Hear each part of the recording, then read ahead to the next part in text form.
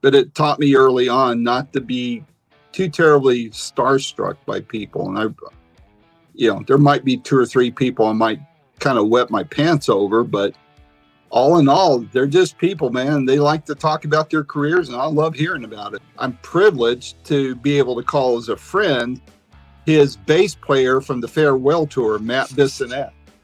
And his brother is Greg Bissonette, who's a phenomenal drummer and a sought-after drummer who is part of Ringo Starr's all-star band. So when Ringo's not playing the drums, Greg is. Another one that I love seeing, I see him every chance I get. In fact, I've seen him more than anyone else, is the blues artist Joe Bonamassa. He is a monster on the guitar. I can be driving in a part of the country, even here, and there can be, what feels like 10 feet of snow on the ground. And I hear those opening riffs, and instantly I flash back to Phoenix, Arizona in the 70s. There are people I would still like to talk to, but if everything were to end today and I didn't do another interview, I'm proud of the body of work that I've done. And I've, it could have always been better. I've made mistakes. But gosh, what a fun ride it's been so far.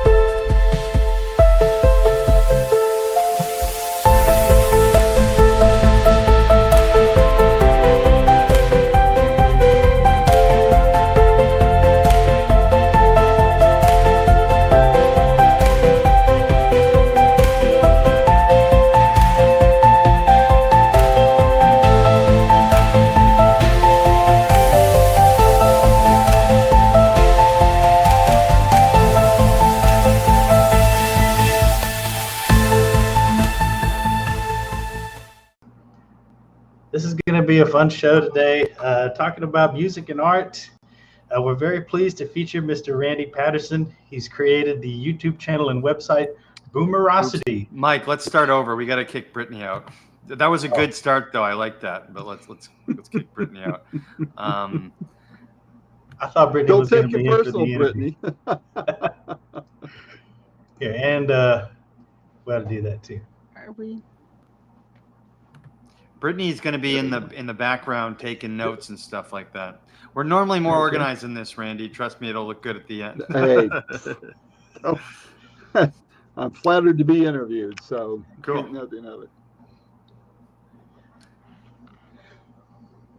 Oh, we kept recording. I forgot about that. Yep. Well, now that we've ironed out all the kinks, all the technical difficulties, and the cameras are rolling, today's episode features Mr. Randy Patterson. He founded the YouTube channel and website Boomerocity.com, which features interviews with musicians, entertainers, and their associates of the baby boomer generation, as well as other icons, influencers, any up-and-comers in the music scene. Thanks for coming on the show today, Randy. My pleasure. Thanks for having me. Yeah, and I wanted to say thanks to Mr. Steve Wilbur for setting this up. He's a friend of the show, and he thought that it would be a good fit. And I'm excited about today because it's a little different than what we normally do. And we want to start getting more musicians or music related content and interviews done. We've been talking about that for a while. So I'm pretty excited as well. Randy, why don't you start from the top? You come from, the boomer generation, right? And you grew up with the when rock and roll was rock and roll, and so talk to us about how you got into music and what was it like growing up listening to that in that era of that music? Well, I was born here in East Tennessee, but my dad's job had us traveling all over the country. And so part of our load that we carry around was my mom's 45 RPM. She was a big Elvis Presley fan. So that's what I cut my teeth on music-wise. And when she passed, I I was the natural recipient of all those 45s. So I have them in my collection Wow. to this day, but I would put them on a little portable record player that would play 45s. And that was it, man. And movies were Elvis Presley. So, Elvis was a big deal to me. And, whenever we were moving from town to town, Dad worked at that time in the aircraft industry. So that required us to move a lot, almost like being an Air Force brat, but we weren't in the military and without the great pension for my dad. But there was this, this constant theme of music in the background, whether it was on the AM radio in the car or, the records that Mom had. And so that was always an influence to me. And then when I was in 4th grade, we moved to Arizona. And 4 years later was my first concert that I ever attended. It was April on Easter Sunday of 1973 in Phoenix, Arizona, Veterans Memorial Coliseum, and it was Elvis Presley. It was not long after his worldwide satellite concert that he did and broke all sorts of records and set trends on. And being raised in a very religious family, being able to go to a concert was a big enough deal. Going on a Sunday was even a bigger high risk deal. But Easter Sunday, I thought, when I heard about it, I thought, there's no way Mom is going to let me go. I was 12 or 13 at the time. And so, long story short, she said I could go as long as I paid for my own ticket and as long as I went to both church services that Sunday. I said, you got a deal. And we went to a very dinky church. And so, looking back on it, it was a risky thing for her because there could have been a lot of people being not a lot, but people in the church being judgmental, so it was, overall a very big deal. But I got to the concert 2 hours early because I didn't want to miss a thing. And I had seats on the floor of the Coliseum, but I went up to the stage and was looking at the stage. I don't know how familiar you guys are with Elvis and how he was in the 70s. We had this gorgeous black Gibson guitar with his name written in silver on the neck and scroll, right? And the script. And I'm standing there and I'm just staring at that guitar. And I noticed somebody walking up from the side of me. And I turned around and I looked and I said, are you Colonel Parker? Which was Elvis's famous manager. And it's like seeing the silhouette of Alfred Hitchcock, right? He just nods, So I asked him a few questions. Where did he play before there? Where was he going after? And the last question was, can I go backstage and meet Elvis? And he goes, no. And he turns around and walks off. But hey, I call that my first celebrity interview. So, fast forward a bunch of years, I was working on, I was on the committee for a high school reunion. I grew up in Phoenix. And so, we were working on 30-year reunion, I think it was. And I was kind of wound up being de facto in charge of it, even though it was, it really was a committee thing. But I did all the messaging. And so I used a lot of nostalgia to, try to get people interested to showing up for the reunion. And so I referenced a lot of music and a lot of movies and TVs and tried to use humor and all that. And so when the reunion finally happened, people started coming up to me and saying, hey, you're really good at this writing thing. You need to do something with that. And so reunion was over, kind of had that, when you're on this high of something fun and then it's all over and you kind of, there's this lull, this, oh man, the party's over type thing. And I started thinking about what these teachers and classmates and such have said to me. And I thought, well, I can only write well about something I'm passionate about. I'm passionate about things about my generation. That seems to be what I get a good response from. So I started investigating that. So one thing led to another. I started doing some writing, call it introspective writing, kind of reflections of a baby boomer. And so one thing led to another. I thought, well, okay, website, need to have a website so I can showcase this writing. I thought maybe sell them to some podunk, newspapers around the country. That never happened. But I thought I'd do the occasional interview. And because I had some connections with different ones, Barry McGuire, I knew people that knew Alice Cooper, a couple things like that. And I thought I'd do this for about a year and then, nobody would pay any attention to it. And I'd shut it down after a year. I had to come up with a website name.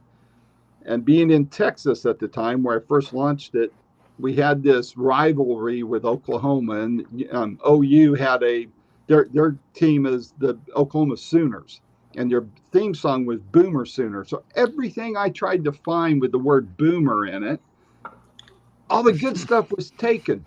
It's like crap, I was getting kind of depressed about it. And then one day, commercial came on. I can't remember if it was TV or radio, but it was a Travelocity commercial. And for some reason, I still to this day don't know what it was. Maybe a God thing. I don't know.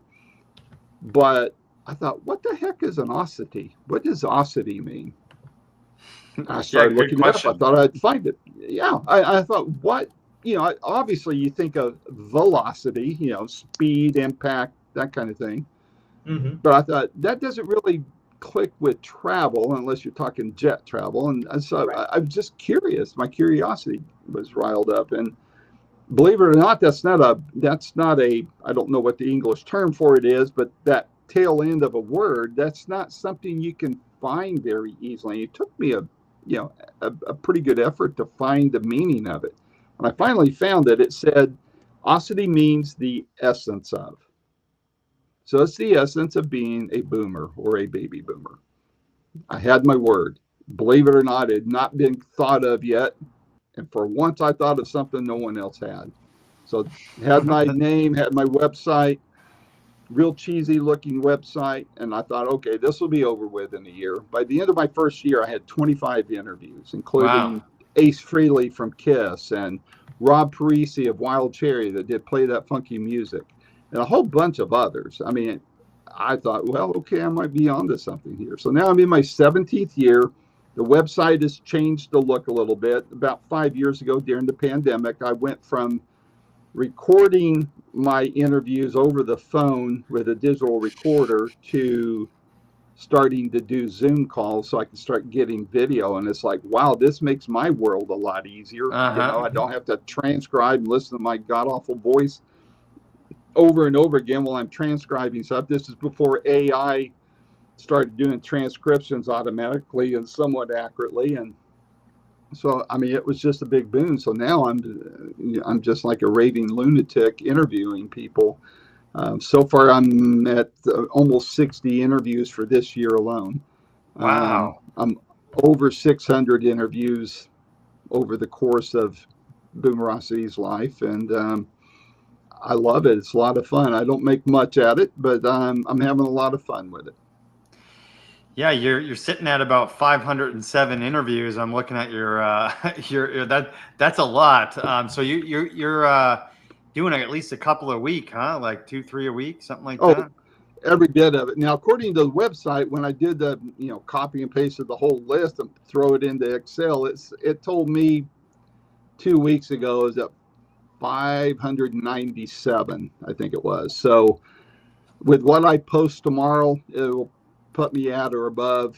I think I posted some before after that one, but so I'm somewhere around that 600 mark. Tomorrow will be 3 interviews that I post out there for the world to see.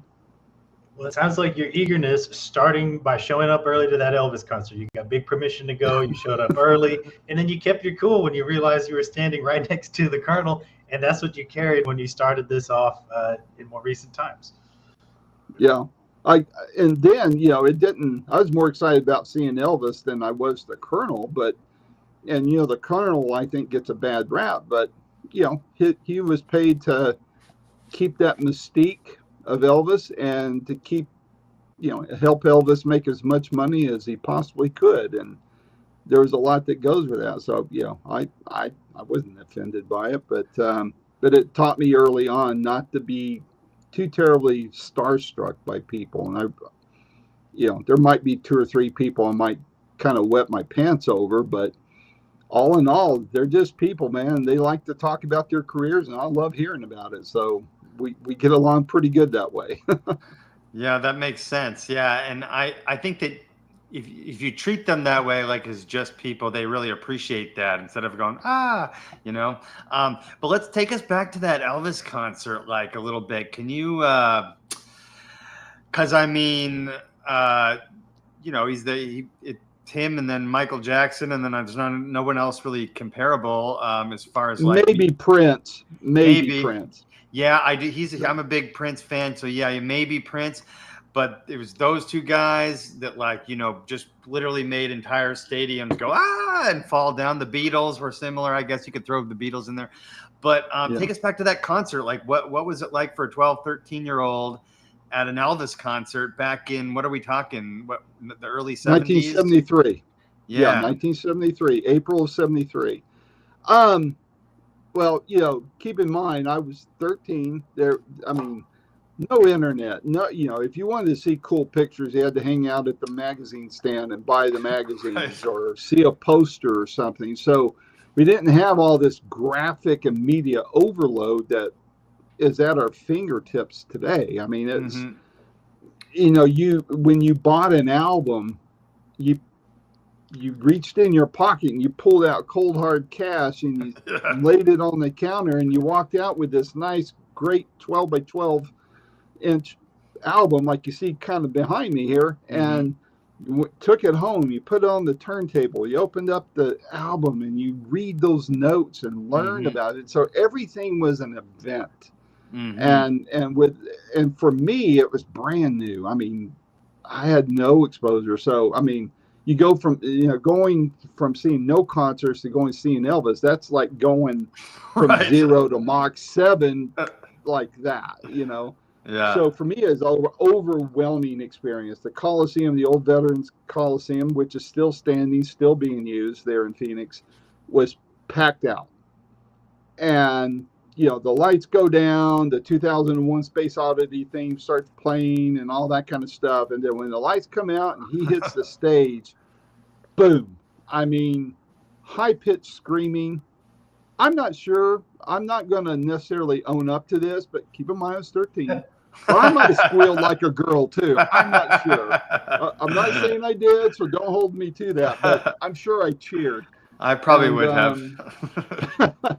But, I mean, there is probably the most... I mean, think about it. Elvis's house is the only rock star. Well, how many celebrity homes, period, have a museum can you today go tour through? Right. Especially after all these years. I mean, there might be some out there, but when you have, you know, in a couple of weeks, there's going to be Elvis Week in Memphis. That town goes into gridlock when that happens. And so, you know, to say that he was an institution would be a severe understatement. But yeah, it was amazing. He was still skinny. You know, he hadn't gotten the weight gain that he had 4 years later. And it was, you know, his voice was great. He did something that was not rare, but what didn't happen to every concert, and that was because it was Easter Sunday. He sang "How Great Thou Art," the old gospel classic, and you know, the crowd responded as if they were in an old Pentecostal church service, you know, and so there was, you know, there was just this incredible vibe. And what's fun about all of that, guys, is years later, I got to interview some of the guys on that stage with Elvis. Wow. Donnie Sumner of the Stamps. I met J.D. Sumner at the Dove Awards in 1978, way before I started Boomerocity. I interviewed James Burton, the lead guitar player, Jerry Sheff, the bass player, who is Jason Sheff's dad. Jason was the bass player and lead vocalist for Chicago after Peter Cetera left. And I think there was one or two more on that stage that I interviewed. It slips my mind at the moment. So to me, doing all this just kind of brought it all back full circle in some ways, you know. But yeah, it was phenomenal. He had the jeweled jumpsuits on. He didn't throw his cape out in the audience like he did on the Hawaii special, but a lot of scarves were thrown. So, and what's interesting, I'll say one more thing about all that to show you the impact of music. At that concert, he introduced a song called "I'm Leaving." I had snuck up. I was on the back part of the floor of the Coliseum. And at that point, I got kind of snuck up and I crouched down behind like second row stage right. And that's when he introduced the song. And he says, coming out on a new album. I remember that. I looked for that album for years. Never found it. Never heard the song again. And then back in the Columbia music days where you could, pay 3 cents and get 12 records or CDs if you buy X number more over a 2-year period, I signed up for that. And somewhere in there, they had a special, and I got a box set of Elvis CDs that was, randomly put together singles. And on that 5 or 6 CD set was that song. And this, I'm talking about, late 90s, maybe early 2000s. I get that set, I put it in the CD player, and I went right to that song, and it was exactly how I remembered it all, 200 years prior. And it goes to show you the impact of music on people and how deeply it gets ingrained in us. So ingrained in your memory, and that goes to show your patience and persistence in the analog days. You had to wait until that CD catalog, subscribe to the CD program, get your CDs. It was probably several shipments before you found that box set.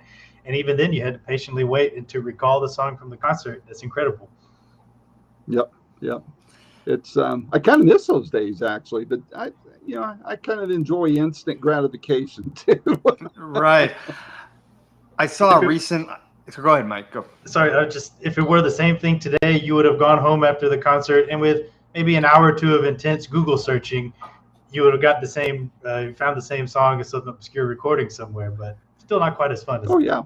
And not only that, I would have seen video on YouTube of the concert that day. Now, right. Recently, it's been a few months, but I have found the audio of that concert out available as a bootleg on the internet. And I listened to it to see, because I knew that one song. I knew if they, there was 2 things I was listening for to make sure it was the right one. That was the introduction of How Great Thou Art, and then that song, I'm Leaving. It was on there. I knew it was an authentic bootleg. And I've since found pictures from that concert. I obeyed the rules that said, please no flash cameras. I didn't take a camera. Now I would have broke those rules easily. But back then I played by the rules. And so now the internet, thankfully has pictures from that concert, from him landing at, Sky Harbor Airport, all that kind of stuff. So I've got to kind of pull a collection from other people's efforts on that. And it's fulfilling that way. Yeah, I watched a YouTube video about this phenomenon where nowadays things don't seem like as big of a deal, like when a new movie comes out or a new artist comes out with a new song and things like that. And it's because even just in my day in the 90s, you had to, like when I was a teenager in the 90s, you had to go to the mall, to the record store, the CD store, and they still sold records and tapes there. And you bought the thing, you brought it home with you. You couldn't wait to look at the book. The cover art meant something to you. And you, because you spent $20 of your hard-earned money, you listen to the whole damn thing, right? Now I'm in this place on my phone where like YouTube just tells me what like I want to hear and like based on like my selections or whatever. And it doesn't, it's nice. It's great to have every single song ever recorded on my phone as soon as I want to listen to it. But it takes away that sort of special, big event. And I think that's why, and you mentioned how music is the power of music is that it brings me certain songs. If I haven't heard them in a long time, they literally will bring me back to a certain place in my life, a time in my life, a certain person, all kinds of things. And there's another phenomenon where most of the music that we listen to that imprints on us as a person, and it happens between the ages of like 12 and 17. It's that time for some reason that really sticks with you. And that's why I love how you went full circle with all this and had a, like a Boomerocity, the essence of, your childhood, right? Of like learning all these different music, learning about music and having it imprint on you. I just think it's really cool, man.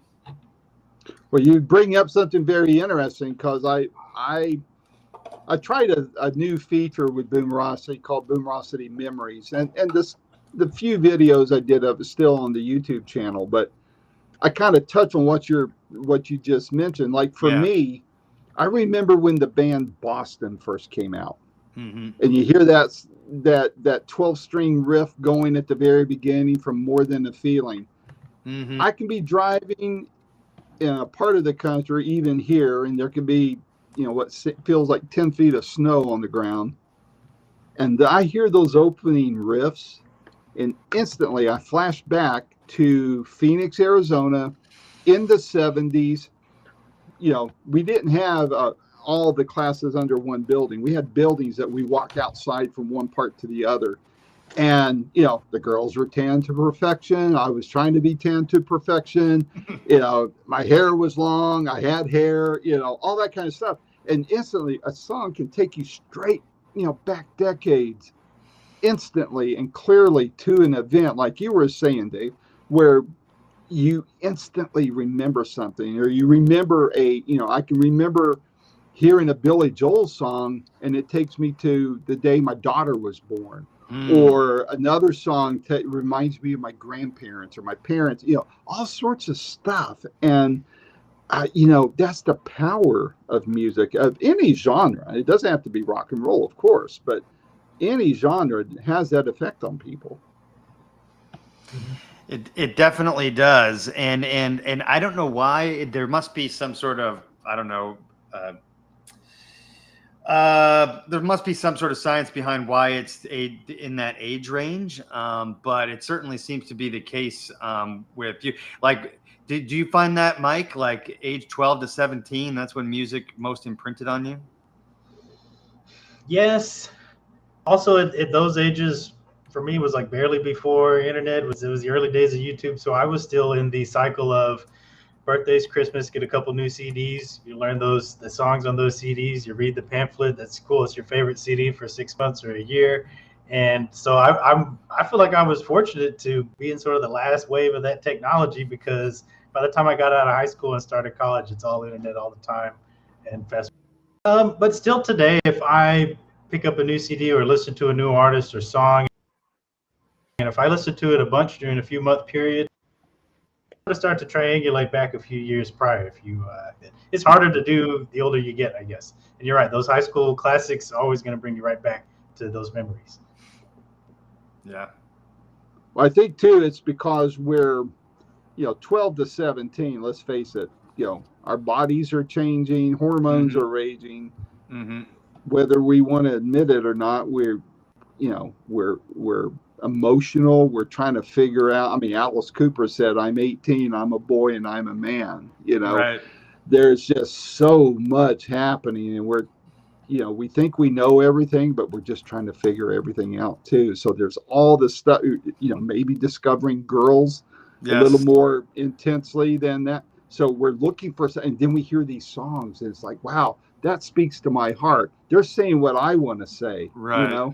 and then you start associating that song with a girl, or Yes. a teacher or whatever, and yeah, that it just builds this soundtrack of our youth, whether we realize it or not.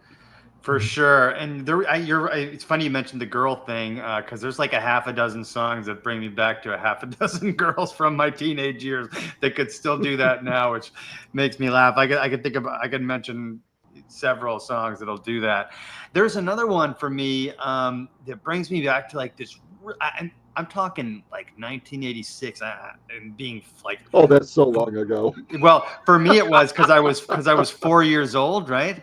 And so like there's a song that brings me back to like a specific time being in a car with my dad, and Pinball Wizard by The Who came on, and my dad got all excited, turned it up really loud. And now that song like will forever be associated with like, and this was literally, and I remember the day because my dad had won tickets to SummerSlam or something like that, or some kind of wrestling, WWE wrestling event they were going to be showing on like a big screen. So we were on our way there. So maybe it had something to do with that as well. But Pinball Wizard is like in my head from like, I don't know, forever. So I still throw that on, like, and I think I can go right back to that moment, even though it's like 5 years old. So Was it, well, which version of it? Was it The Who or Elton John? The Who. It was The Who. Yeah. Okay. Mm-hmm. Yeah. It was The Who. Yeah. Now, And so when I was in high school, the movie, oh gosh, what was it? It was, crap, it's right on it. Tommy, the movie Tommy came out, which was a Who rock opera, and they had a cast of thousands, it seemed like. I mean, Eric Clapton, Tina Turner, The Who, of course, Elton John, Eric Clapton. And I mean, to watch the movie today, it's kind of, I don't get as excited watching it as I did in the 70s. But, in that movie, Elton John plays the pinball wizard. It's a pretty cool thing. I'm certain you can find that scene on the internet, but it goes to show you how the movie or how songs can recycle too, right, and hit a whole new audience. That's true. That happens like sometimes in like it'll be on a commercial, or there was even like this meme. So with the song Dreams by Fleetwood Mac, this guy made a TikTok video, and TikTok is used by mostly 30 and under, of where he's just basically casually skateboarding, and he's got a bottle of Ocean Spray cranberry juice, and then next thing you know, everyone starts remaking this video. Mike's gone too. Everyone starts remaking this video, and so the next thing you know, there's thousands of people making Dreams by Fleetwood Mac videos, and I think that's a cool phenomenon, and you'll see that too in shows like there's the show Stranger Things, which brings back all these 80s and 70s songs, and then to a new audience. And so I think that is cool. I hope that keeps happening, because there's certain songs, Randy, that I think are going to be like played on the moon, right? Like when people are living on the moon and stuff, and they're going to be Elvis songs and Elton John songs and things like that, right? Have you ever seen Elton John live? Who, me? Yeah. I saw him. It's been over 40 years ago. It was in the early 80s. Wow. I was a big fan of his when the Caribou album came out in 73, 74. And fun thing about that is, to answer your question, yes, I have, and he put on a phenomenal show. But, I'm privileged to be able to call as a friend his bass player from the farewell tour, Matt Bissonette.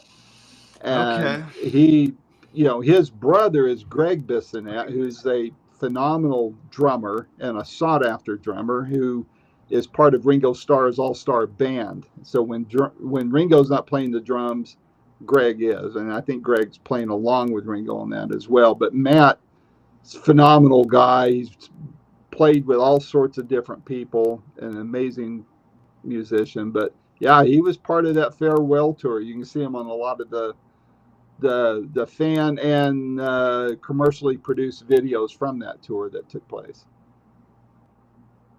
Yeah, I got to see that tour in Atlanta. I got to see him on that tour in Atlanta. So I'll go back and check to see. But that's an all-time favorite concert of mine, because I've been a fan of his since I was a kid, and I know they probably got a little digital help to make, because he's late 70s or whatever, so to make him sound a little bit better. But he just banged away hit after hit for 2.5 hours, and I'm not gonna lie, I cried like 3 times. Not like Boo Hoo, but like just certain songs like of Elton John's just do that to me. And to hear him do it live and feel like it's like the last time hearing him was pretty special for me. Yeah, I wanted to see him during that tour. Before, I was actually working a gig in downtown Nashville in 2019, just before COVID did its number. And so, it's the farewell tour. I really wanted to see him. And he was going to be playing at the Bridgestone there. And first of all, I had heard that tickets, what I was hearing, for anything I wanted to see was going to be like around $3,000 for a pair of tickets. Way out of my budget. And but I went walking around downtown on the day of the concert, and man, they had the semis out there, all the, they were painted up custom and all these displays and stuff. And it was quite an event. And I thought, wow, this is going to be his last time performing in Nashville. Well, then the pandemic happened. And then he came back to Nashville and played Nissan Stadium the next time, and which is bigger. I saw the Rolling Stones there in October after the pandemic lifted, and I had the really big nosebleed seats way in the opposite end, and spent way too much money for those. But yeah, I mean, he's a big deal. And that talent is his. They were not augmenting his voice or his playing, because he moves very slowly now. And he doesn't dance around like he used to, but the talent's still there. Yeah. I was fortunate to see Elton John about 10 years ago in Atlanta myself at the Music Midtown, summer of 2015. I think it was 15. Wow. Him and then Van Halen had played earlier that day or the day before, the next day. It was like 2 or 3 day concert. That was a fun one. Yep. He also made a pretty funny appearance in, what was that movie? The Kingsman. I didn't see that one. No. But you caught Van Halen there? Yes, with David Lee Roth. So that was pretty tremendous. Wow. Again, it was 10 years ago. It was in like August. It was really hot, I remember. Yep. Yeah. I never got to see them. I would have loved to have caught them. What a tremendous loss that was for Eddie to pass away. Yeah. I'm wondering, Randy, could you, since we're on the topic, could you share us maybe your top 3 concerts that you've been to, and then maybe if there's somebody you hadn't seen and you got to only pick one, so I guess I'm giving you 2 questions, who would you pick that maybe you can't see anymore? Wow. Concerts. Wow, I've seen a lot of good ones, and there are people who, I mean, I'd hate to be limited to 3, so I'll throw out 3 and probably some more. But go for it. People who have never disappointed.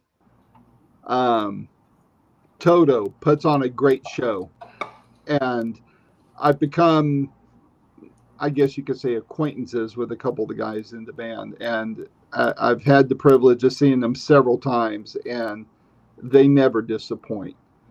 In fact, I told Steve Lukather in an interview, I say, Luke, don't take offense to this, but I said, I wasn't a Toto fan. I said, I appreciated your music and, recognized it when it was on the radio, but I didn't become a fan until I saw you in concert. And then it was like, whoa. I mean, they're great on the record, but when you see them in concert and you get to see that talent actually delivering those songs to note perfection, plus some, it blows you away. I mean, these are some of the most talented musicians on the planet playing.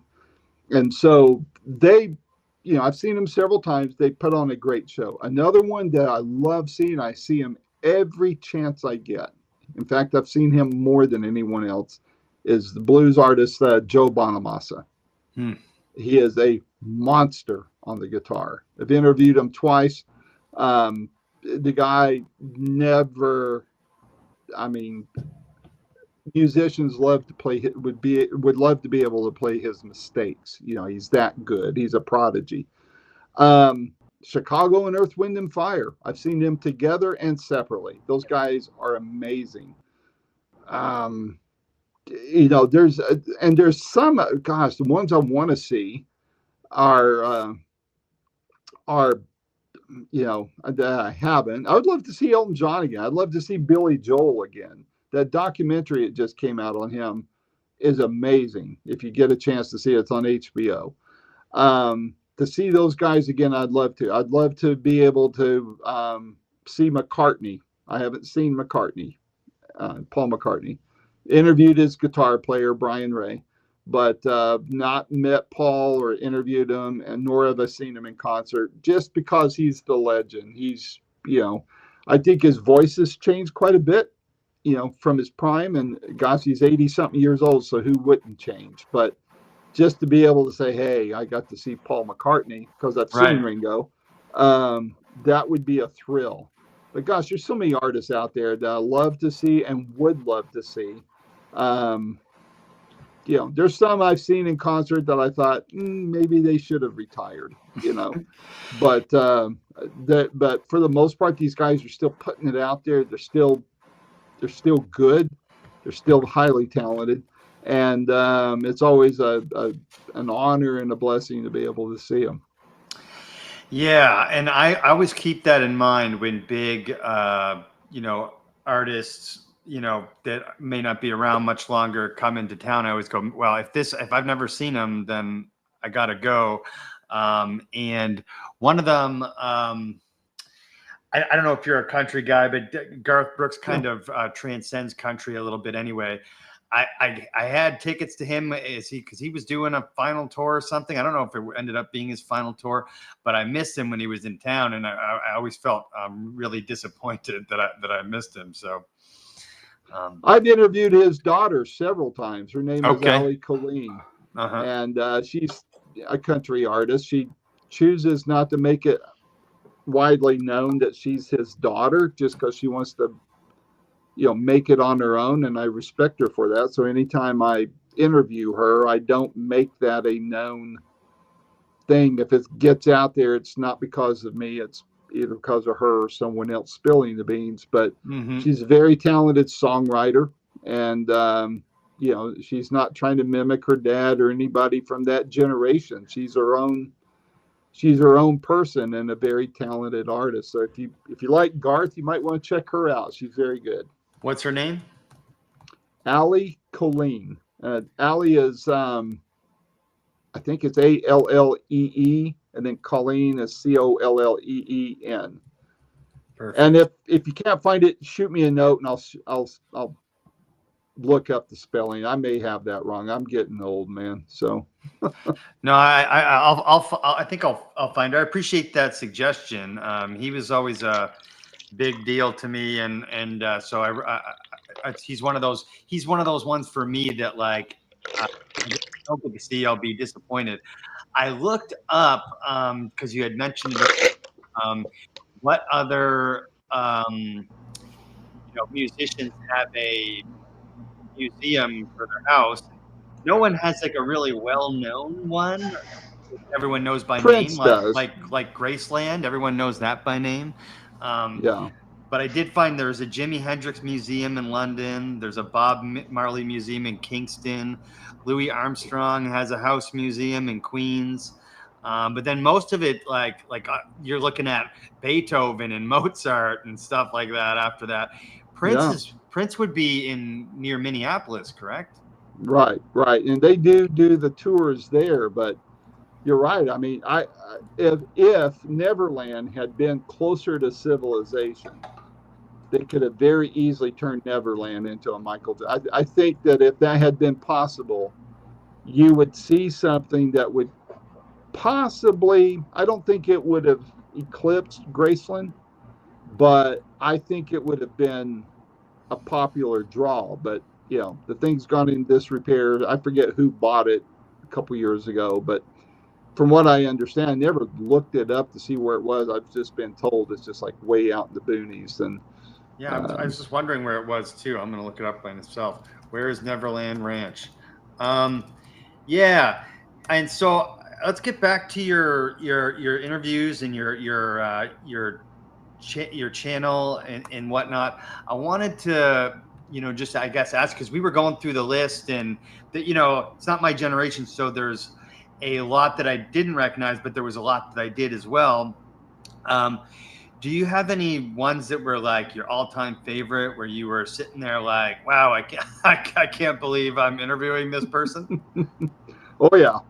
I mean, there's several, and there, a lot of these were done back in the day before I started doing Zoom. I've only been doing Zoom about 5 years now, but people like, well, any of the backup people to Elvis, James Burton, Jerry Sheff, Donnie Sumner, those guys, to know that those guys, had the best seats in the house for an Elvis concert. Whether the concert was good or not, that's their judgment. But those guys were an honor, and I finally got to meet James Burton, the guitarist, at a fundraiser he was doing in Nashville just before COVID shut everything down.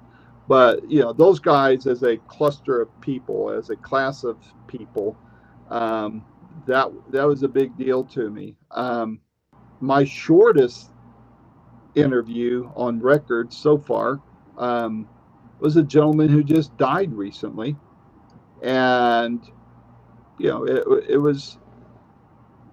I thought it was a disaster until people started saying, "Man, shut up! You got to talk to the guy," and that was Brian Wilson of the Beach Boys. Wow!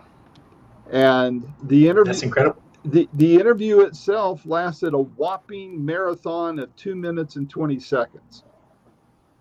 And because he had audio hallucinations, he his brain was not all there, and I say that with respect, not as a slam.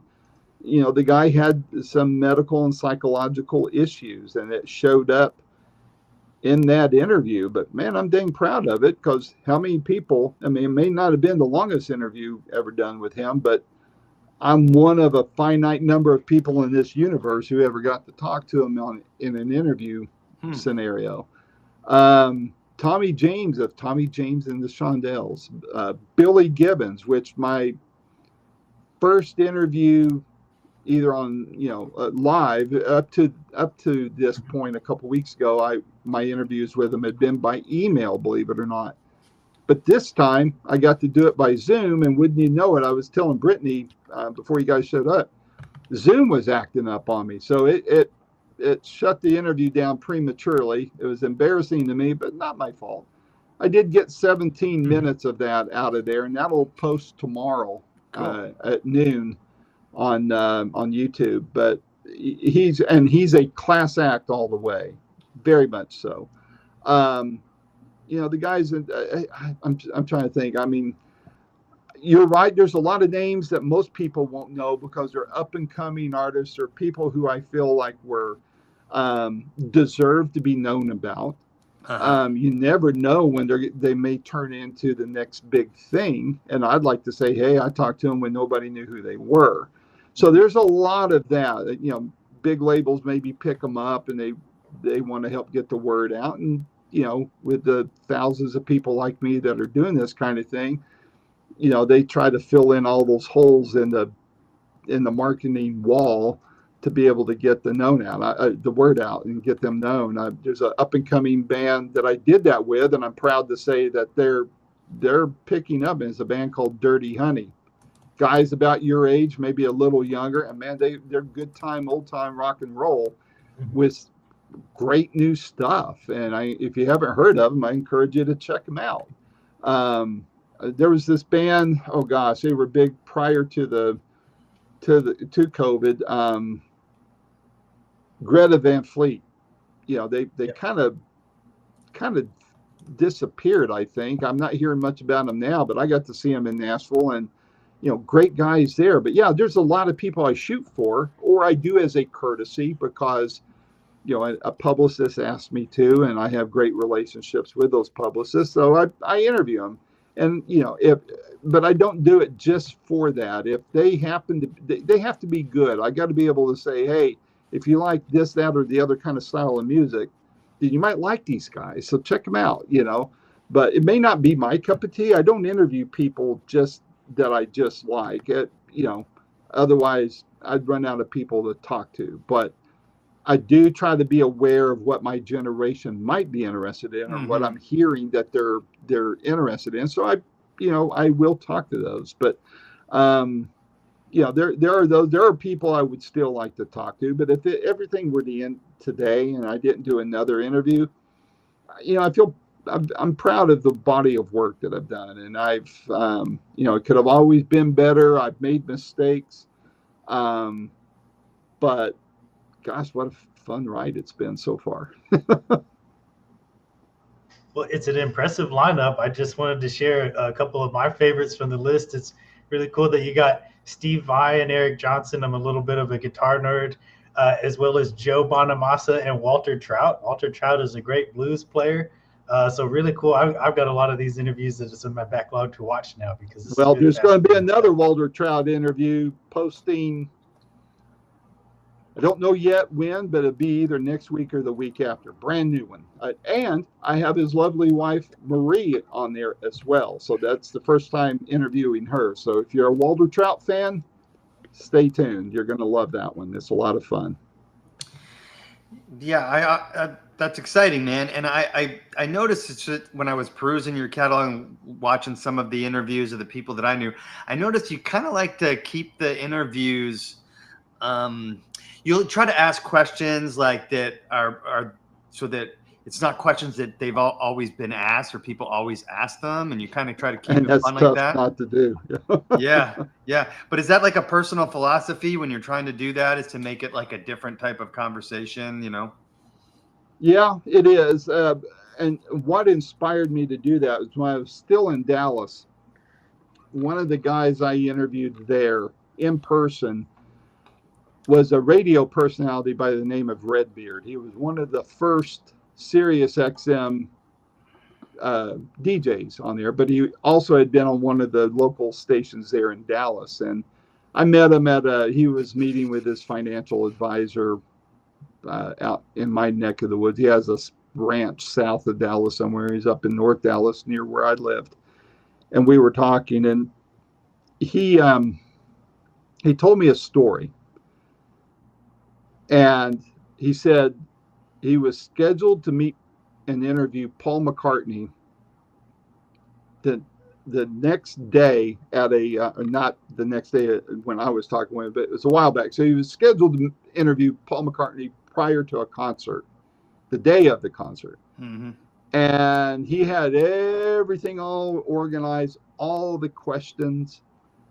And he said he was watching a late show. I think Johnny Carson was still on. And McCartney was on there. And Carson asked him, "Are you ever asked questions you've never been asked before?" And McCartney goes, "No." And Redbeard goes, "Oh, crap." And he started all over with his questions, and he was ready for prime time for the next day. I mean, it was going to be at the old Texas Stadium in Irving, Texas, there where the Cowboys used to play.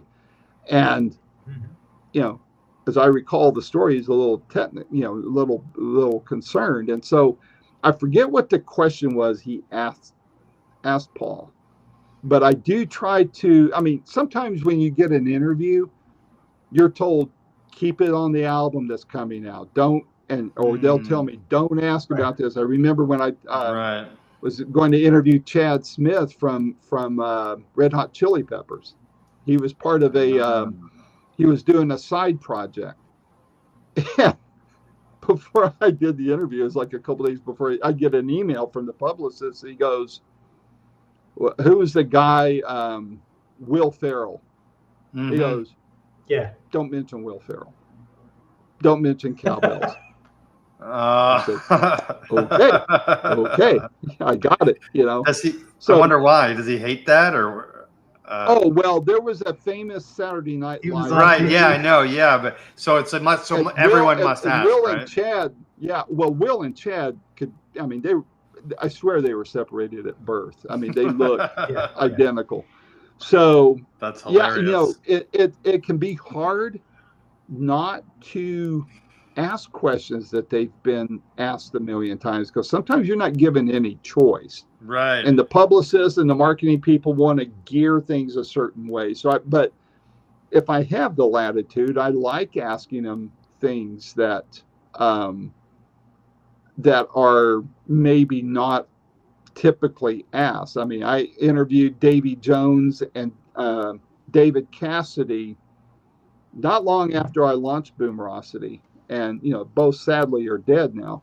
But I talked to them about their passion for raising racehorses, and it was known about them, but they're always asked about what's it like being with the Monkees or Partridge Family or all that. But you start get them to talk about their passion. That's not just their career, and they can talk a long time, So there's, somebody I would love to talk to along those lines that I haven't got to yet. Going back to the Elton John thing, I would love, love, love, love to talk to Bernie Taupin, because he likes studying Southwest history, cowboys and Indians and all Mm-hmm. that. Mm-hmm. I was a big nut of that when my family moved to Arizona. I mean, what, Mm-hmm. 9-year-old kid wouldn't want to read up on cowboys and Indians and the Lost Right. Dutchman gold mine and all that stuff? I'd love to talk to Bernie Taupin about that. That would be cool. He's been asked everything there is to ask about the songs he wrote the lyrics to, or Elton John, or working with Alice Cooper. Well, let's talk about cowboys and Indians. That would be fun. That's an interesting point, because for listeners to your interviews, we're fans. We're maybe at our day jobs daydreaming about being a famous musician. Well, for the musicians, they're putting in hard work going on tour throughout the year. They got a precious few months of time off, that they've got a passion project and a hobby that they surely want to tell everybody about, that if they weren't going on tour again, they would spend more time doing. So it's a really good angle and way to make it more personable. Yeah, I think so. And, I, believe it or not, a question I've asked a lot of, and it's, the question, they get asked this question, but maybe from in a little bit different way and from a slightly different angle. But, I like to know how, regardless of their faith, I'd like to know what their spiritual view is about life. And so I ask them, hey, when you step off the great tour bus of life up at the great gig in the sky, to paraphrase from a Pink Floyd song, how do you want to be remembered? What do you hope your legacy is? Because it kind of puts in perspective, why do we do what we do? Or what do we see as being important in life? And I always love it when they say, hey, the music's one thing, it'll speak for itself, but you know what? I just hope they say I was a good husband, good father, a good brother, a good sister, a good human being, that I helped people, that, on and on and on. That kind of gives me an idea of where they're coming from. And so that's something I like. I also like to ask them, is the music business broke? And if it is, what would you do to fix it? Because there's been so many changes.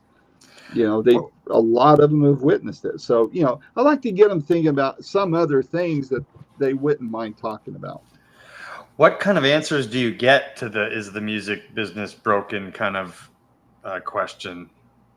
It's all over the map, man. I can talk to some Rock and Roll Hall of Famers that, cursed the day that Napster hit the internet. And, Sure. They still feel like they're being ripped off, and they're, to a certain extent, they are being abused by the streaming services on one hand. But if you look at the history of the music business and what, how it was with radio, there's a lot of different ways of looking at it, and we were talking about buying albums earlier. How many times we buy an album because we heard a song on the radio, and then, we get home and we play it, and it's like, crap, I wish I just bought the one song, and it might not have even been a 45. Now, I know that's way before your guys' time, but that's what, that's how we would look at it. So, and then of course getting proper accounting from the radio stations back to the label, and the label's doing the proper accounting to get, to pay the artist. Who's to say you were really getting paid what you were worth? And, I would like to think the streaming services could be a little more generous. And I hate to use that word because it almost sounds like charity, but I wish that the pay rates from streaming would be a bit more fair. And I think with AI being in the mix now, I would like to think that AI can help improve the accounting. And I've often suggested, I subscribe to Apple Music. All right. I don't always listen to it, because I have my own selections and such, but let's just say, what is it, 15, 16, 17 bucks a month now. And let's say that I'm paying that, and which I am. And, 1 month I listen to nothing but Walter Trout. So let's say it's just one album. So that makes the calculation easier. So let's say they get X percent from that $15 a month I pay to Apple. Let's say it's 10%. So then, however the accounting filters down, whoever is supposed to get paid off of that music, whether it's Walter, the label, whomever, songwriters, whoever the case may be, that percentage from my subscription that I've paid for, if that's the only record I listen to, he would get 100% of that slice of the pie from my fee. The next month it might be Walter and Michael Jackson and Elvis, and then so that 10% gets filtered out a little bit differently. The following month it could be some.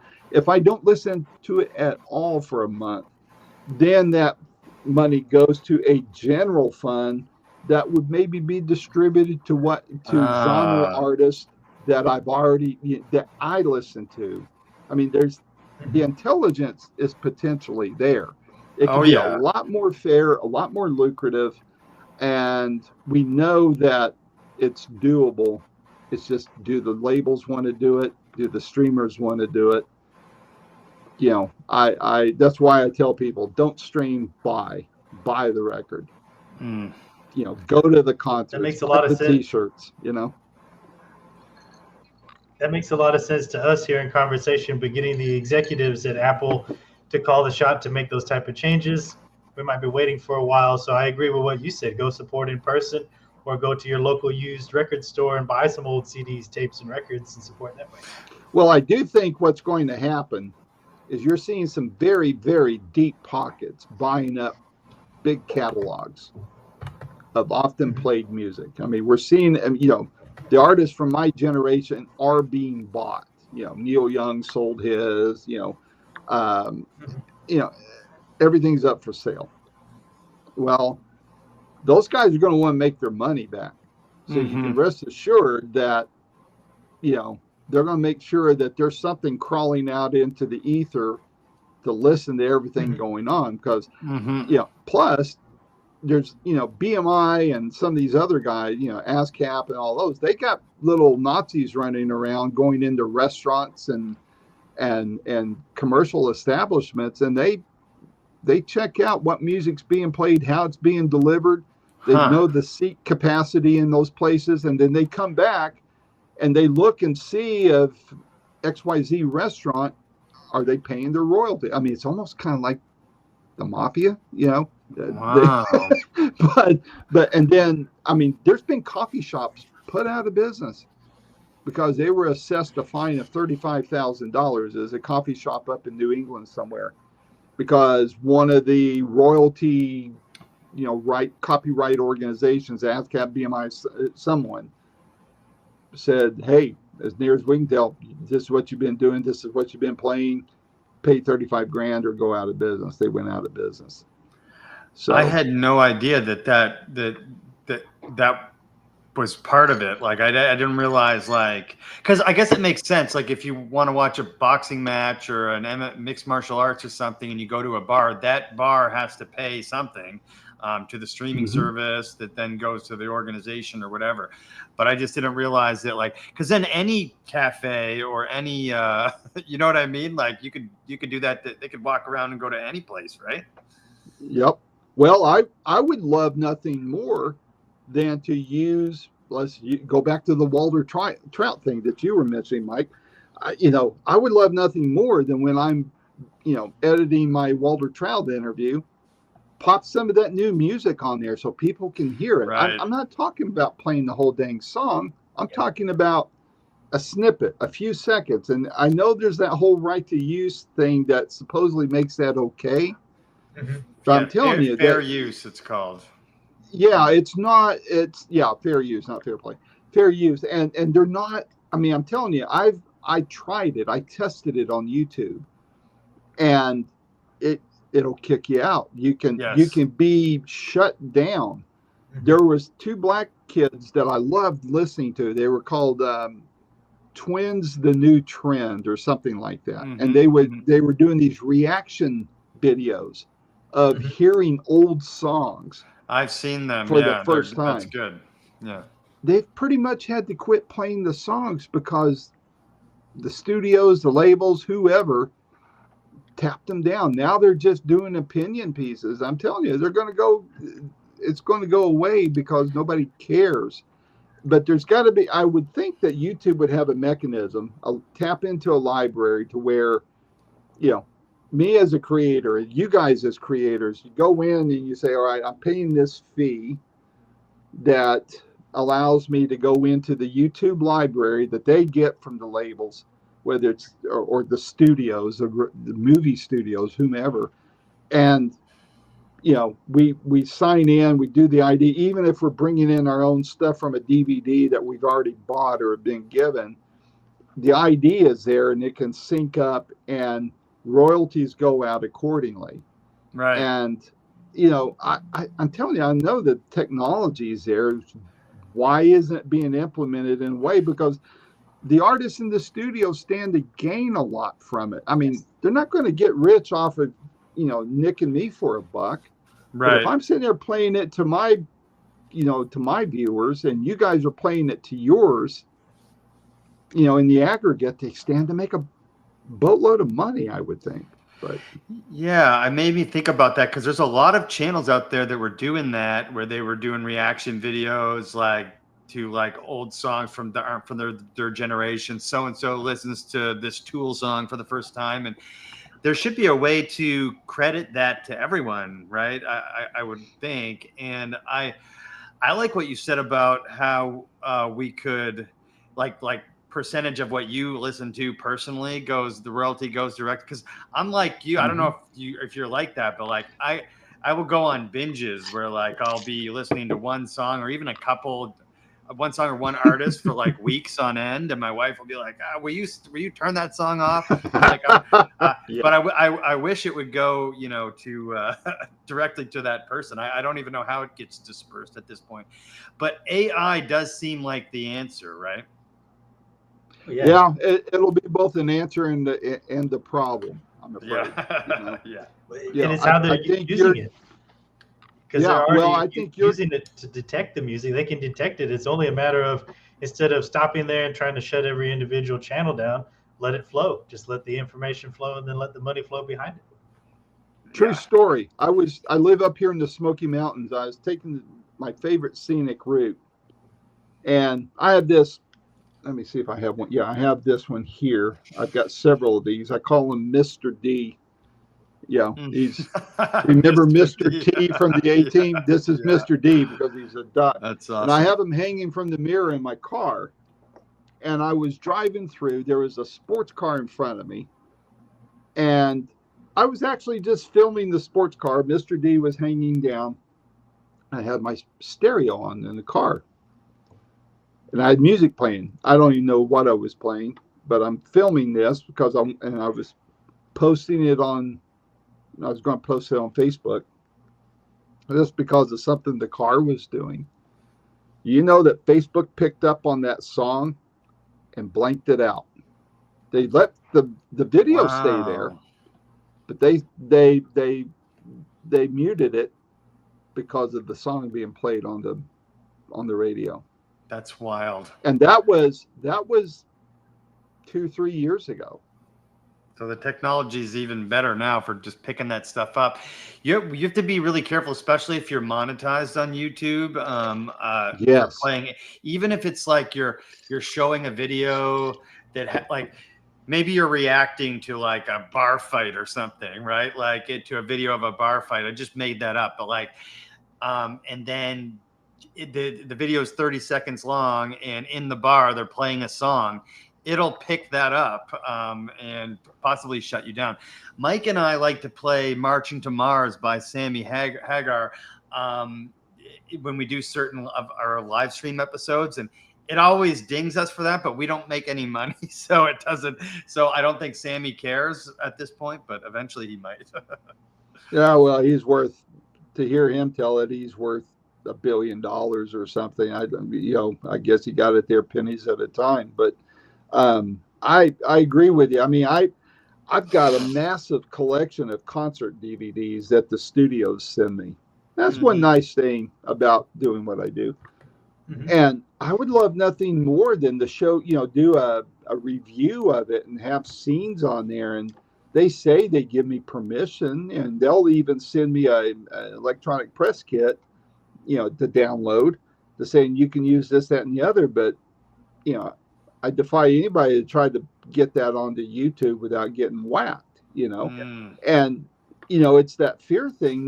We all are working hard to monetize our channels. Yeah. And they're always playing with the algorithm. So who wants to take the time? We're busy trying to make our videos better. Mm-hmm. Right. We don't want to waste all that effort by taking the risk, taking the risk of getting whacked for, using something that's been deemed too much or no permission or whatever. And they need to make it simple to get the permission. Try finding somebody. I had somebody contact me last year. Mm-hmm. I think it was late last year. Yeah, it was about a year ago.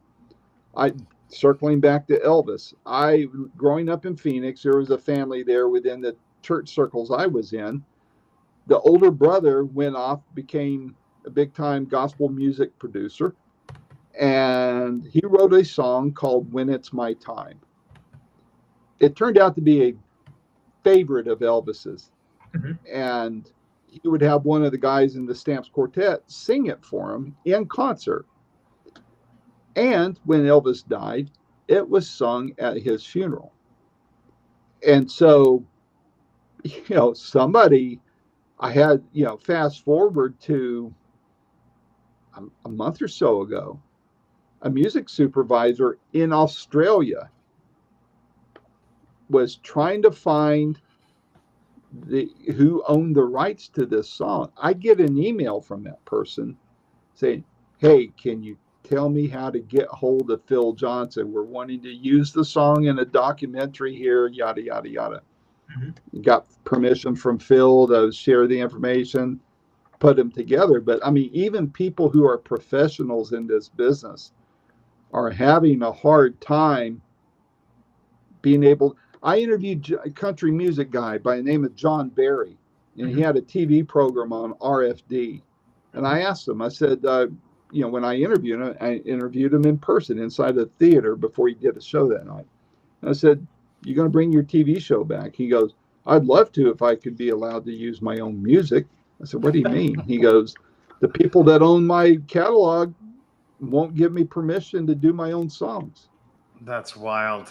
That is so wild. It goes back to what they call the 360 deals. I mean, these artists now, if you want to get a record deal, you've got to already have your audience.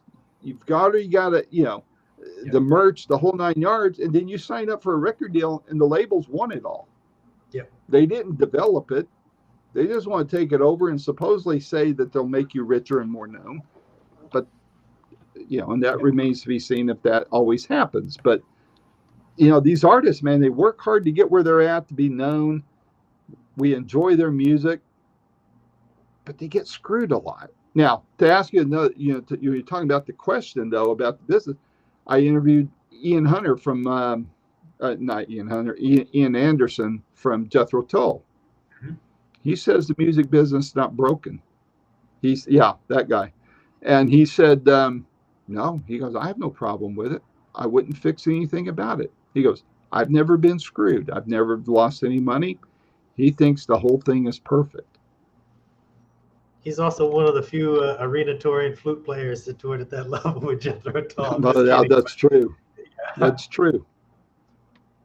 But yeah, and talking about a serious dude to talk to, man, I learned real quick, there's no small talk with him. You cut right to the chase. If you interview Ian Anderson, be ready to hit the ground running. And when you're done, you're done. Respect the time.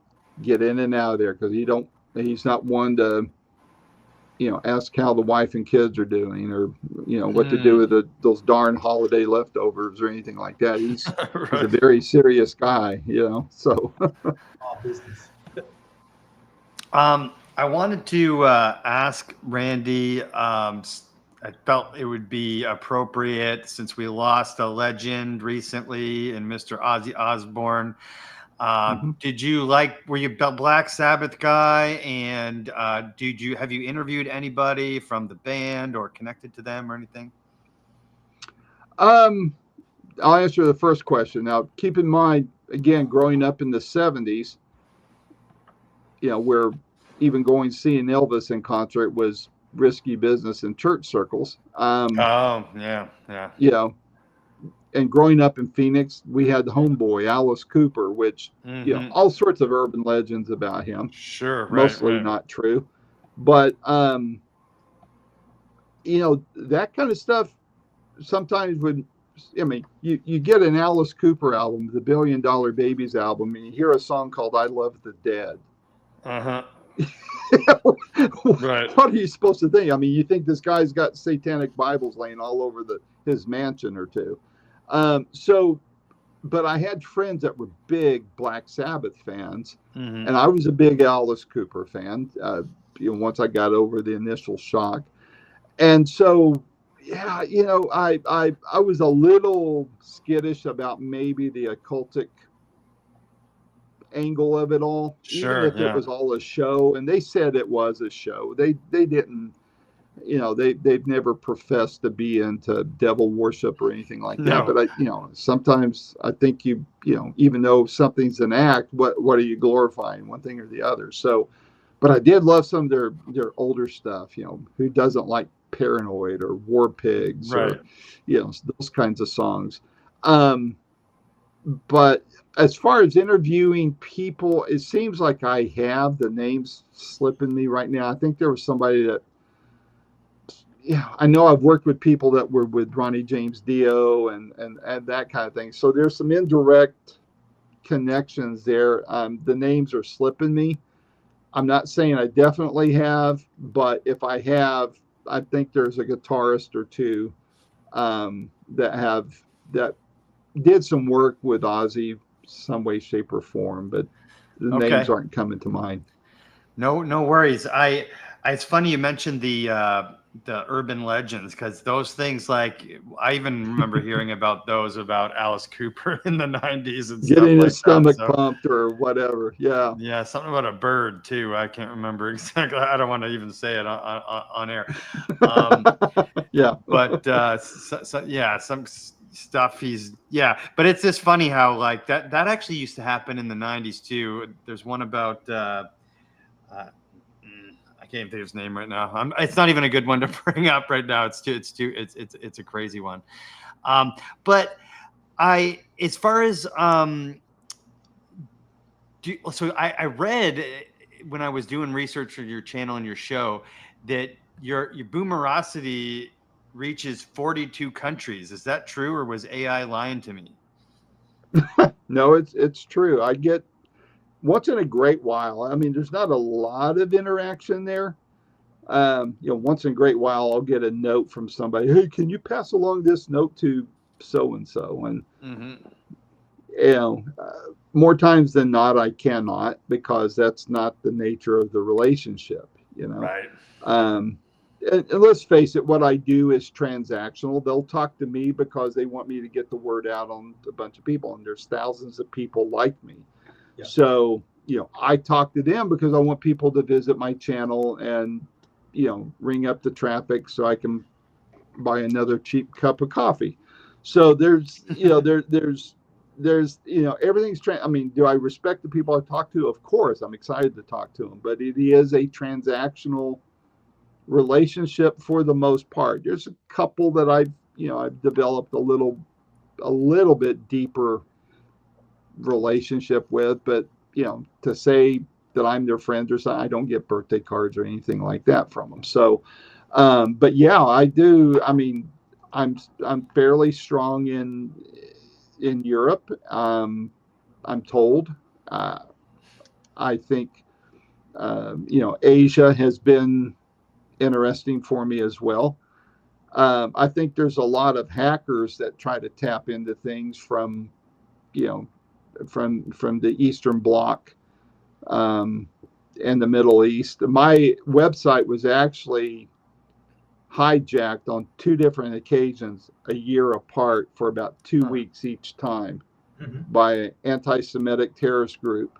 And I mean, literally, I could not access my own website, and they were playing anti-Semitic songs and such. But Yeah, it happened. It really happened. And so I changed the webmasters, and I've stayed with the guy ever since. He found the security holes in the website, and this is before I started putting video or anything out there. Mhm. But yeah, I mean, I'm told this. I mean, that there's like the old saying goes, there's lies, there's damn lies, and there's statistics. I question the accuracy of traffic count on YouTube Yeah. or through the podcast platforms. I really don't have any confidence in those numbers, because, or maybe the sourcing. Yeah. That said, I mean, what else are you going to do, right? You got to, I mean, if that's all you're given, that's what you got to go. So to answer your question in a very long, circuitous route, yeah, I'm told, and I do get emails or notes from time to time from these people. So a lot of people like classic rock out there. Well, and you've done a Yeah, great it's job global. getting a wide variety of guests, so there's something there for everybody. I hope so. I try. Yeah. I wanted to ask you about, Randy. So my wife and I would like to go to concerts, and you had mentioned expense of tickets and things like that. There was the guy, Oliver Anthony, who he was an independent guy, came up with that song "Rich Men North of Richmond." Are you familiar with this guy? I've heard of him, but I don't know much about him. Well, I don't know a whole lot about him either, except that he essentially he did not take this song blew up Richmond North of Richmond. Everyone was listening to it everywhere. He was getting record labels basically beating down his door, and he said no, and he stayed independent, and you could still go see him in concert for $100.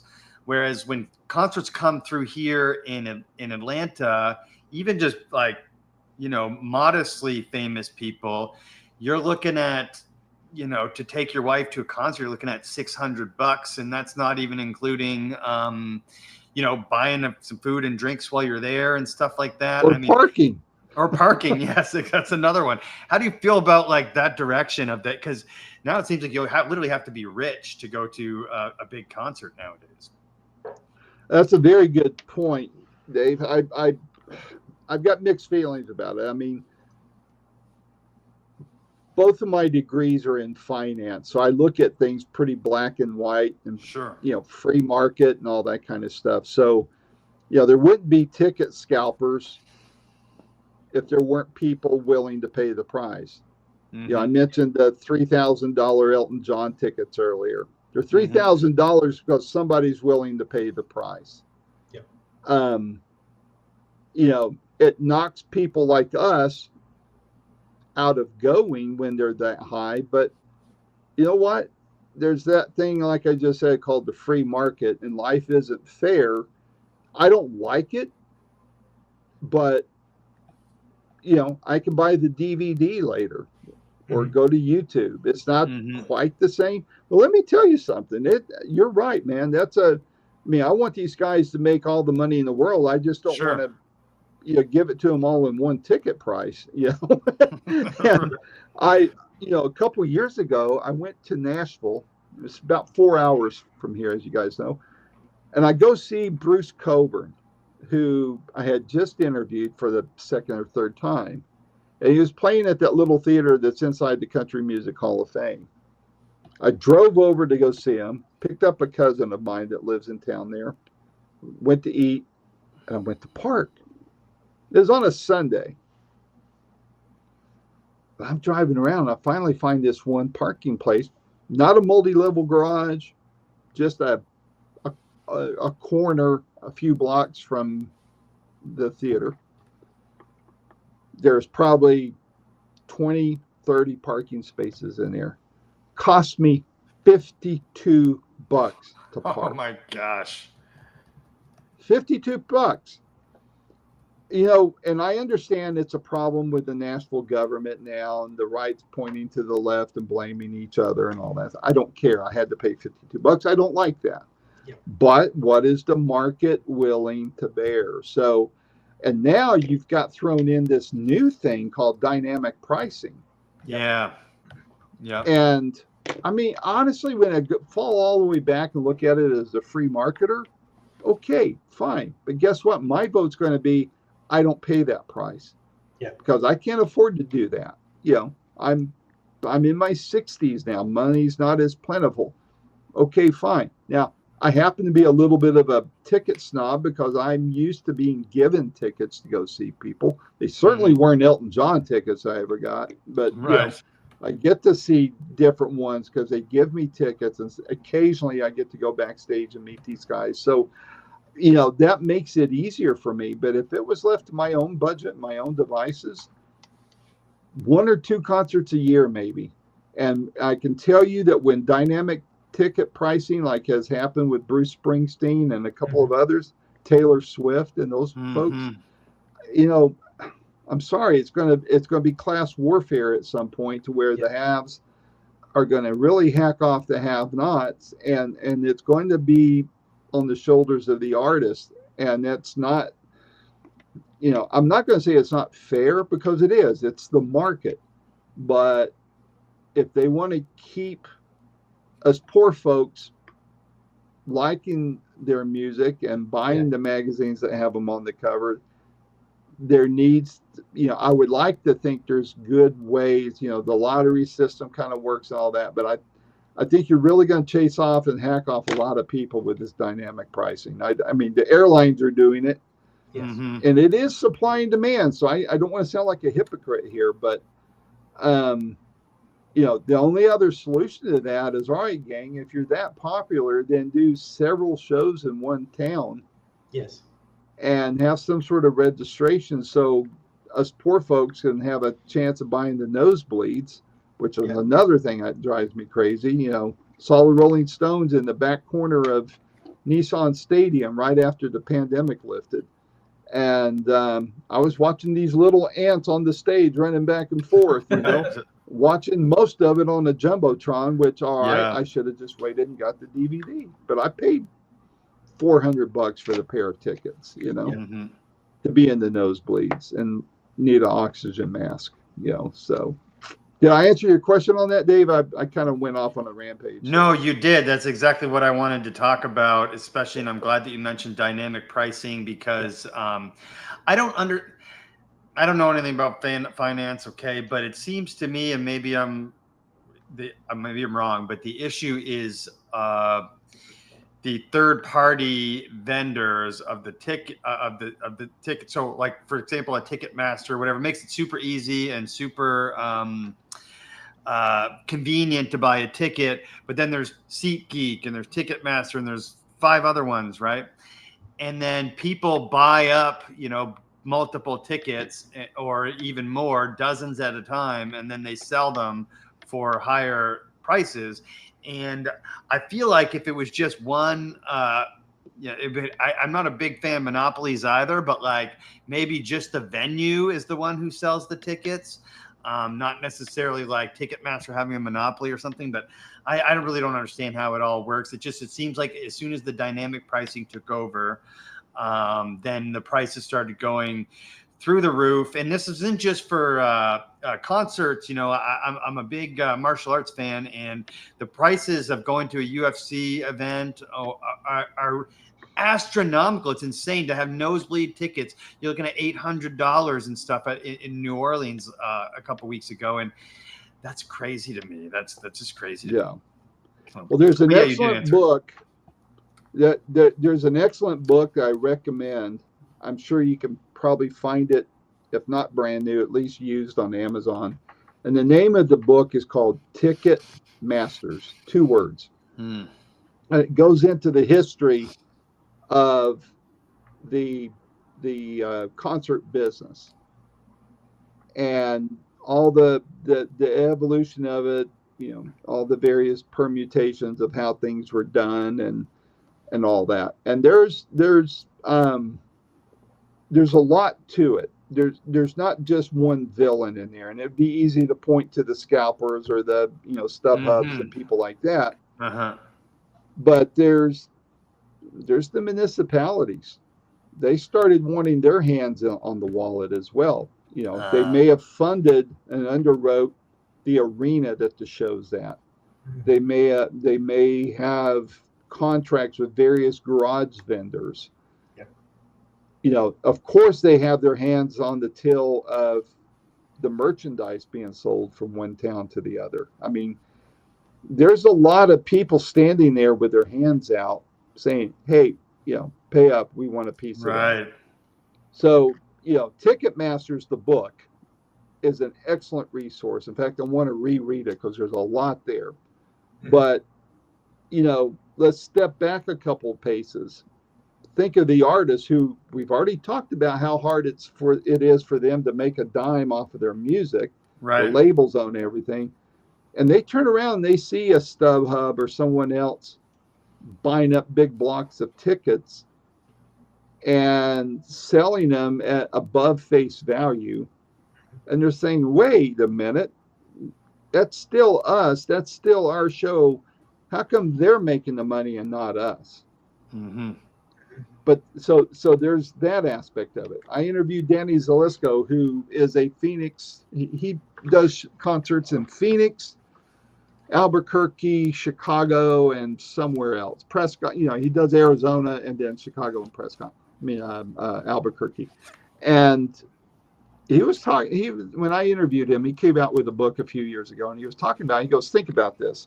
In essence, didn't say exactly like this. Let's say you take an artist who is huge, and you're looking at doing a stadium. I'll use Keith Urban because I bought two tickets to see him 8 months before the concert, and this is right at the tail end of COVID, so we weren't even sure the concert was still going to go on, right? So, the promoter, Live Nation, they pay up front for these guys. We're not talking $10,000. We're talking more like maybe 10 million because there's all of that. So, and then the concert's not for 8 months out, 6 months out, 2 months out even. I mean, that's a lot of money to front if you're the promoter, and the money may be, what if the guy dies? What if he cancels? What if he got COVID? There's a lot, and I'm sure insurance is being bought and paid for on all that. I mean, there's a lot of moving parts there that makes it, then you see there's certain artists where they charge body parts to do a meet and greet. If you want to go see your favorite artist, and I won't name names, but there's one that is internationally known who hacked off some lifelong fans for being charged hundreds of dollars for a meet and greet. They had to wait on this person. When he finally showed up, he came in and said, hurry up, let's get your picture done. Snap, he is out the door. And these people paid an ungodly amount of money for that privilege to breathe the same air as this famous person. So, motivations are one thing, but I think we could all be considered guilty for some of this in one way, shape, or form. I mean, look at me. I'm saying I don't like paying for concert tickets anymore. But yet I'm saying, hey, support our artists. Okay, well, if I can afford to, I will. I'll buy the album. I'll get the T-shirt, even though I don't wear T-shirts. I I'd like to think what I do helps promote that and helps sell a few more records or a few more tickets. But it's a complex issue that's hard, that it's not a simple answer to. And I agree with your point about supply and demand. It is at the heart of it, it's supply and demand. But the new wrinkle with the internet, dynamic pricing, and online scalpers is it fast forwards that supply and demand so instantaneously that the consumers and fans are left catching up, as opposed to, well, so-and-so artist sold out at this level of venue last year. We'll have to go to the next level of venue next year, which is the higher prices. And then you can sort of see it coming when you know that they're on tour again, as opposed to, I went to buy my ticket this week and the prices are 10 times what they should have been. It's instantaneous. Well, true story. When the Rolling Stones came out with their album Tattoo You, I was married at the time, so my then wife and I, we camped out in the parking lot at the mall at the department store where the ticket office was. We're talking ancient history here, man. Mm-hmm. There was no Mm-hmm. internet, there was no nothing. We waited all night, and I had people give me money to go to buy them tickets. I wasn't going to scalp them. It was just want to go to the concert, man. I want to see the Rolling Stones. We wait all night long, only to have this happen. Right when the doors were about to open, everybody rushed up front.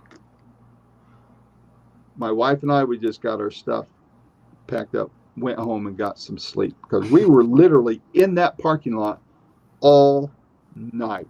Wow. And got zero out of it. So, you know, even back in that Stone Age, that kind of stuff happened. You know, it would be nice if there was, you know, something to where if we could just randomly, you know, sign up. I mean, and Live Nation and those guys, you know, you get into the issue of them controlling venues. Yes. And they write some pretty tough contracts to cover whatever venue. I mean, even here in Knoxville, they handle the Bijou and the Tennessee Theater, which are, you know, 600 seats and 1,600 seats respectively, or they cover, you know, our football stadium over at UT. It slips in my mind right now, but anyway, you know, these guys sew it up, and they have incredibly deep pockets because that's what it takes to make stuff like that happen. So, yeah, you know, you would think it could get a little more reasonable, and I think multiple dates, multiple shows would do a lot for that, but then that's wear and tear on the artist, you know. So I don't know. Buy the DVD. Now, speaking of cool venues, have you had a chance to make a trip out to Vegas yet and see the Sphere, the Eagles' new residency venue? Oh, no, I haven't. I haven't been to Vegas degrees. and Yeah. I would love to, man, and especially Eagles.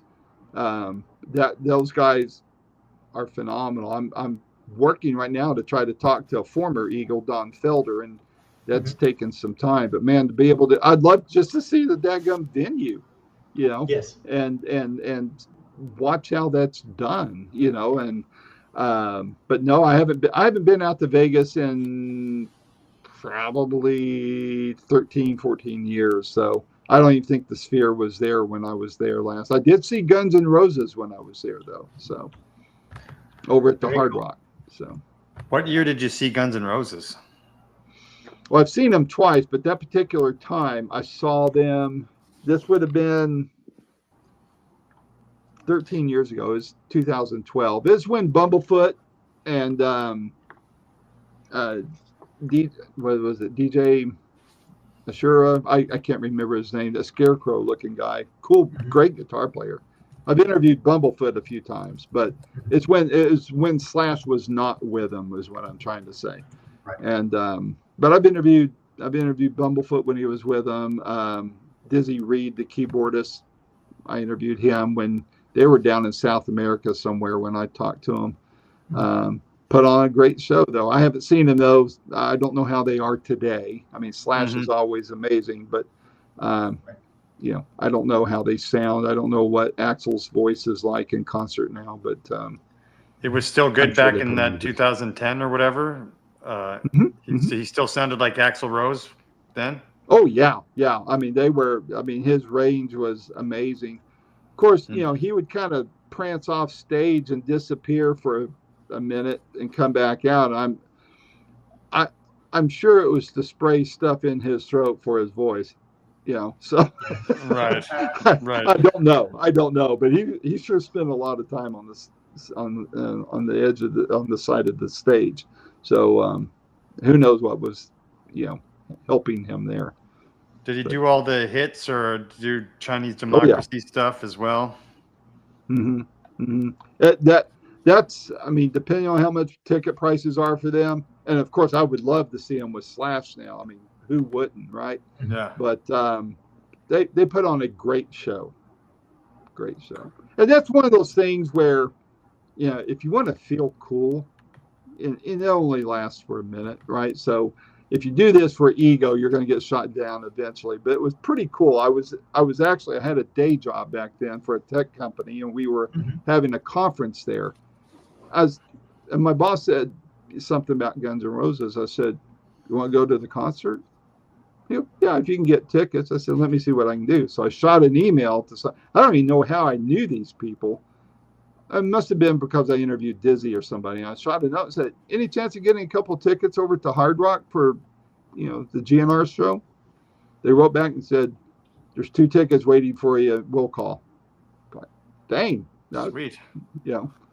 And that was, 13 years ago. So it doesn't always work like that, believe me. But that's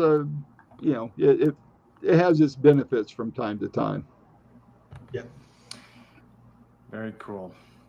I know recently, and I looked into this extensively because it's important to me, but it doesn't seem to be like it's a real thing that's going to have any effect. But Trump and Kid Rock did this executive order titled "Combating Unfair Practices in the Live Entertainment Market," and it's one of those executive orders that probably isn't going to have any effect on the actual laws that are in place, and it seemed to be more of a what do I want to call it, TV moment. Look what we TV moment, look what we did, we're doing this for you guys. But the more I looked into it, the more I realized that it's way more complicated than that. There are other laws in place, and there's money in play and stuff like that. So I wouldn't mind seeing dynamic ticket pricing getting out of the way. But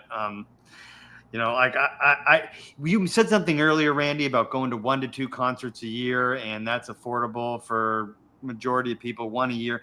And you know what? That's enough anyway, right? Who's going to go to a big concert every weekend anyway, Yeah. Well, back before the pandemic, I was there. This didn't happen all the time, but I was going to sometimes 3 concerts a week. Oh, wow. Because and they would be here in Knoxville or down in Atlanta or over in Nashville. I think I went to Nashville. I went at the, Lexington, Kentucky, Greenville, South Carolina. That's where I met Ringo Starr, was there. And it was fun. I was getting these tickets, sometimes going backstage, all that kind of stuff. And, it was fun. Today, not for any other reason other than I'm my dad's caregiver. He has Alzheimer's. I live next door to him. So I office out of his basement so I can keep an ear on him. Mm-hmm. But, so my time, it's more of a time thing than a health or interest standpoint. If I wasn't a caregiver, I'd be looking at, making some trips and going to play, even going out to the Sphere in Vegas.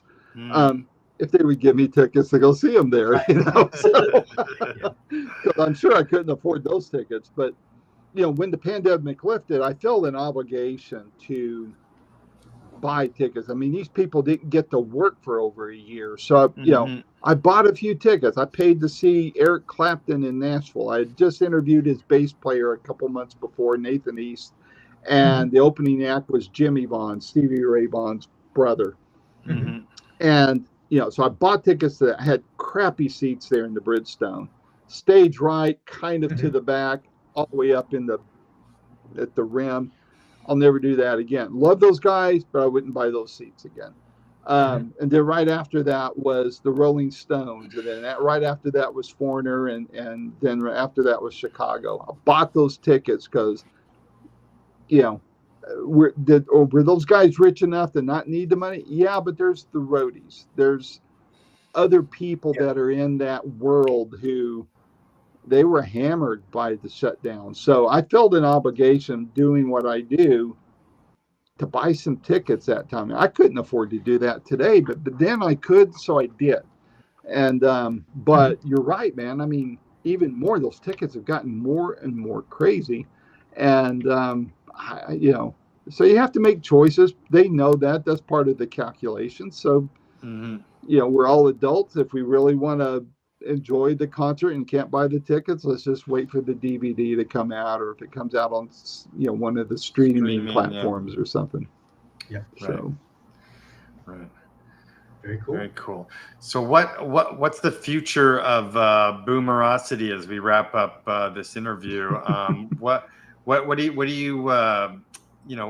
do you see the future of your channel and your website look like in the next few years? And who's like I don't know, somebody you always wanted to get that you're trying to get, and we might see on the show soon.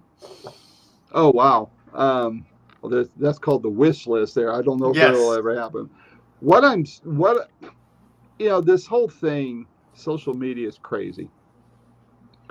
And you think you get something figured out and you start getting your head toward, I'm a one-man show. I don't have anybody editing for me. I had to, all that. So I have to be very careful what I obligate myself to. I got to make sure I can sustain something that I pursue.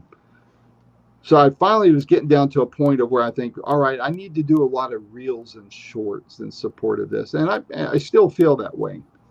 But then I see this thing come out where the CEO of YouTube is saying the future are the long plays, like what we are doing. You guys are doing it. I'm doing it.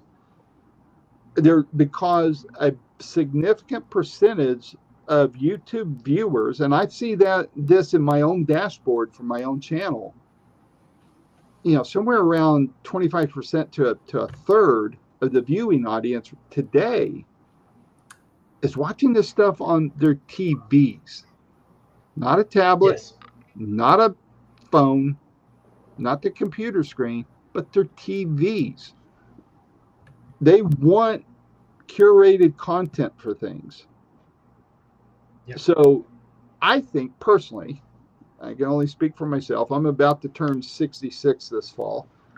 There's fewer years ahead of me than there are behind me. But, I'm going to keep doing this until I can't anymore for whatever reason. But I think persistence and consistency is always the key to anything. And I think what you guys are doing, what I'm doing, regardless if you're making any money or not, if you're enjoying it, keep doing it. If you can get people to keep talking to you, keep doing it. Do what you love, and I'm convinced at some point the money will take care of itself. It'll come in. So all that said, for me, what I want to do is become better at what I do, a higher quality of product, become a ever increasingly better interviewer. Whether it would ever go to traditional TV or not, I don't know. I don't know if I'm that good to be able to do it. I'd like to find out, but I'd like to have go up to the higher tiers. People I would love to talk to now, I mentioned earlier, Paul McCartney. I'd love to sit and talk with Eric Clapton. Somebody I'd like to talk to about the business side of things, believe it or not, would be Gene Simmons of KISS. The closest I got was Ace Frehley and Bruce Kulick, who took Ace's place at some point. Gene's a marketing genius. Yep. You don't want to talk to him about, the nuances of Detroit City or Rock and Roll All Night. I mean, how many times has he been asked that? I want to know what he thinks about the music business. What would he change the guy was a rabbinical student when he was a kid before he got into rock and roll. He's Israeli immigrant to this country. One of the most fascinating things I ever heard a rock and roller say was Gene to Larry, the guy that died, Larry King. They were talking about, and during the original Gulf War, what would you do? And Gene said, I'd give the Palestinians their homeland. And then the first rocket that fires across, all bets are off. They get scraped off the face of the earth. They can go wherever else they want to, but they had their chance. Fascinating as all get out. You watch his reality show. The dude, he knows how to license, man. He knows how to sell. As a band, were they that great? They played better than I ever could hope to, but were they exceptional? No, they were marketing guys, man. Brilliant businessmen. and they made a boatload of money. I would love to talk about that with him. So, things like that, I'd love to talk to Mick Jagger. The dude has a economics, he was trained in economics and higher education. I don't know he had a degree. I'd love to pick his brain about the music business. What would he do differently? He's great at staying on top of trends. Let's talk about it. How can he afford so many wives and kids? That's what I really want to know. But no, the business side of things, I'd love to talk to these guys about all that. I'd love to talk to some label executives, people like that. But we'll see. I'm trying to adapt, but not react to everything, because if you chase every little shiny new object they throw out there and worry about algorithms and such, when it comes right down to it, all I can do is all I can do. So I keep trying to get those interviews, try to do a decent job editing. Would love someone else to take that off my load, because I'm just not, that's not my best skills. So I can get people to talk to me. I get them to come back more than once, and that's a bonus. And I just want to keep getting better at what I'm doing, and hopefully attract talent that can make it look and sound better as I keep going. What are you guys going to do? What's your long-term plan? We're taking it day by day for now. We've had a blast this summer interviewing folks, getting to know people, and we kind of like to make it personable as well. One of our sort of areas is ancient history, and obviously we bring people along to talk about that, but we want to hear a little bit of their life story as well, what got them into that, what keeps them fascinated by it. So that's for now. Yeah, and we also just want to stay as consistent as we can as life changes, because like Mike and I have different lives. Brittany's a big part of it. She has a different life. So we want to make sure that we stay together as a team, and we stay consistent at the same time. And also, I like what you said about getting better. Somebody else we interviewed the other day mentioned that as well. Just like it doesn't have, just like consistently working on our craft. And but this particular episode inspired me to want to get more like music talks, and some actual musicians on the show as well. That was always been a part of what we originally started doing. What happened was we just got really involved in this ancient history community, and so we were getting all these guests coming our way. And so this was honestly been a breath of fresh air, Randy, because I want to do more stuff like this. So if you ever come across people who want to promote promote their work, and looking for a small or maybe medium by the end of the year platform to do so, let us know, because Mike was a musician, and I'm just a big fan. And so it's a lot of fun, and thank you for asking. Well, I think you guys got a good thing going here. I mean,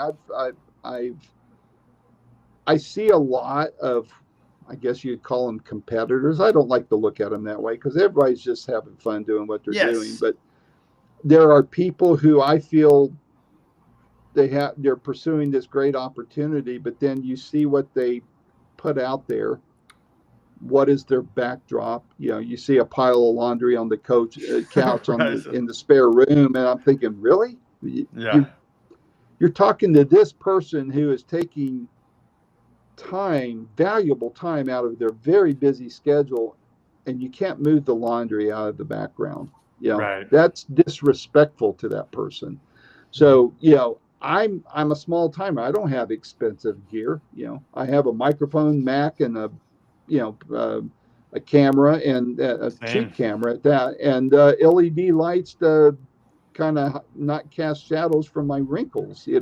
So but as I'm able to, I want to buy better gear to present a better image. That's respectful to the people you talk to. And you guys come across professional. You do homework, and that's the kiss of death to a second interview with somebody, is not being prepared, not doing the research. Especially if you talk to a book author. If you haven't read the book, don't waste your time. Right. If you haven't watched the documentary, I've had a lot of documentary producers fall in my lap. One of them was the son of Sting, Jake Sumner. he did a thing on a concert promoter in New York City.